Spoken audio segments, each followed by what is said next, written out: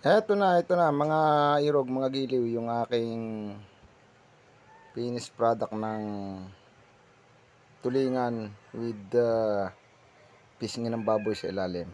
Ayan po mga lod, mga irog, mga giliw.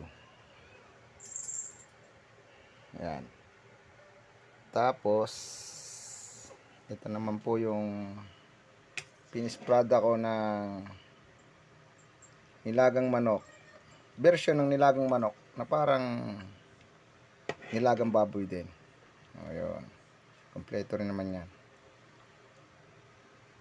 Dahil mahal ang baboy, pwede nating i-convert sa manok.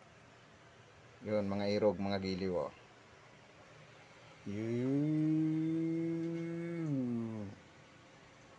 Oh. Ito kasi, pang matagalan to. Pwedeng init lang namin. Pero, pangkaraniwan kaming mag-asawa lang ang kumakain yan. Bihirang kumain yan yung aking mga anak. Pero yung isa ko, yung bunso kong babae, takaw niyan. Tsaka yung nakain naman halos lahat. Kaya lang, dito sila mahilig. Yan.